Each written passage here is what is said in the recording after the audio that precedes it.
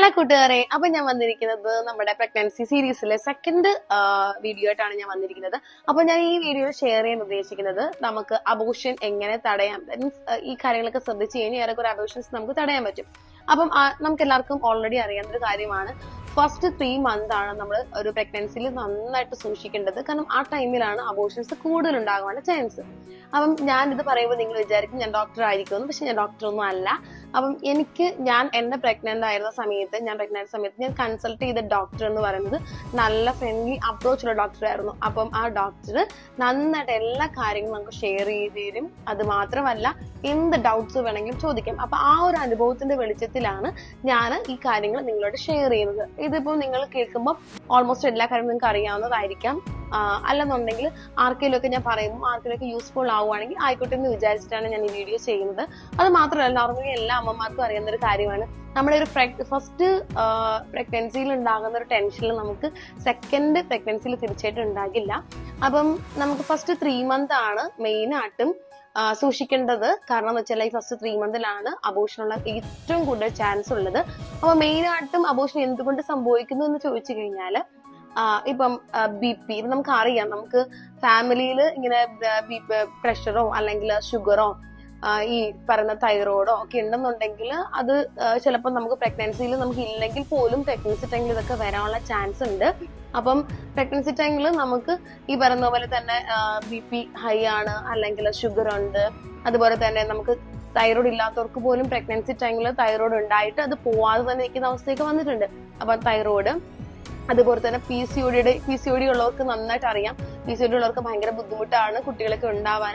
അപ്പൊ അങ്ങനെയൊക്കെയുള്ള ആൾക്കാർ തീർച്ചയായിട്ടും ശ്രദ്ധിക്കണം. കാരണം അവർക്കൊക്കെ ആണെങ്കിൽ പെട്ടെന്ന് മിസ്കാരിങ്ങുള്ള ചാൻസ് വളരെ കൂടുതലാണ്. അപ്പം നമുക്ക് എങ്ങനെയൊക്കെ ഒരു പരിധി വരെ ഇത് തടയാമെന്ന് ചോദിച്ചു കഴിഞ്ഞാൽ, അല്ലെങ്കിൽ എന്തെല്ലാം കാര്യങ്ങൾ നമ്മൾ ശ്രദ്ധിക്കണം എന്ന് ചോദിച്ചു കഴിഞ്ഞാൽ, ഫസ്റ്റ് നമ്മൾ പ്രഗ്നന്റ് ആണ് എന്നറിയുന്ന ആ ഒരു മൊമെന്റിൽ തന്നെ ഒരു ഡോക്ടറിനെ നമ്മൾ കൺസൾട്ട് ചെയ്യുക എന്നതാണ്.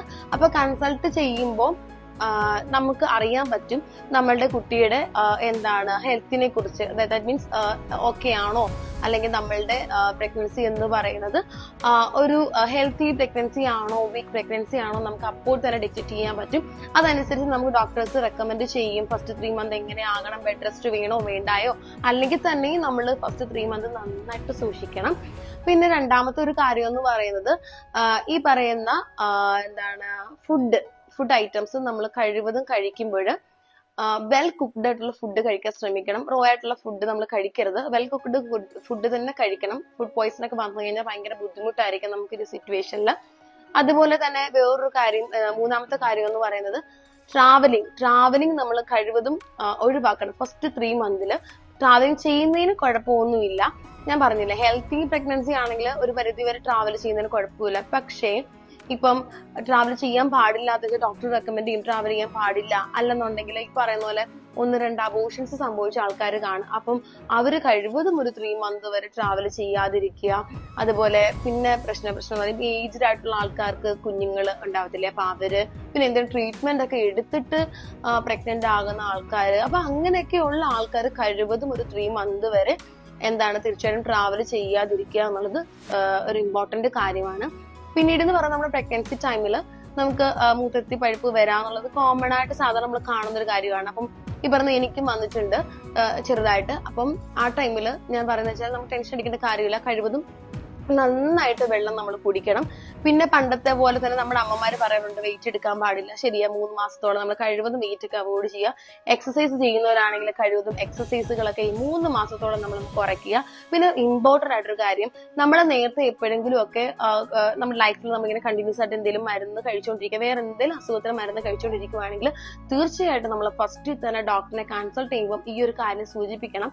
കാരണം എന്ന് വെച്ച് കഴിഞ്ഞാൽ നമ്മുടെ അസുഖം എന്തിനാണ് നമ്മൾ ഈ മരുന്ന് കഴിക്കുന്നതെന്ന് പറയണം. കാരണം എന്ന് വെച്ചാൽ നമ്മുടെ ഈ പ്രഗ്നൻസിയിൽ ഏതെങ്കിലും രീതിയിൽ എഫക്ട് ചെയ്യുമെന്ന് നമുക്ക് അറിയില്ല, ഡോക്ടർമാർക്കേ പറയാൻ പറ്റൂ. അപ്പൊ അവർ അതിന് വേണ്ട നിർദ്ദേശങ്ങൾ തരും. അതൊരിക്കലും നമ്മൾ ഹൈഡ് ചെയ്ത് വെക്കാൻ പാടില്ല. അപ്പം അതുപോലെ തന്നെ വേറൊരു കാര്യം എന്ന് പറയുന്നത്, നമുക്കിപ്പോ ഷുഗറോ ഒക്കെ ഉള്ള ആൾക്കാരാണെങ്കിൽ തീർച്ചയായിട്ടും നമ്മുടെ ഫുഡ് ഒന്ന് കൺട്രോൾ ചെയ്യുന്നത് എപ്പോഴും നല്ലതായിരിക്കും. പിന്നെ നമ്മുടെ കേരളത്തിലുള്ള ആൾക്കാർ കഴിയുന്ന ആൽക്കഹോളും സ്മോക്കിംഗ് ഒന്നും ഇല്ലാത്ത ആൾക്കാരാണ്. പിന്നെ മേ ബി 1-2 പേര് അങ്ങനെ ചെയ്യുന്നുണ്ടെങ്കിൽ ഹെൽത്തി ബേബി വേണമെന്നുണ്ടെങ്കിൽ തീർച്ചയായിട്ടും ഈ ഒരു ടൈമിൽ അത് അവോയ്ഡ് ചെയ്യുക.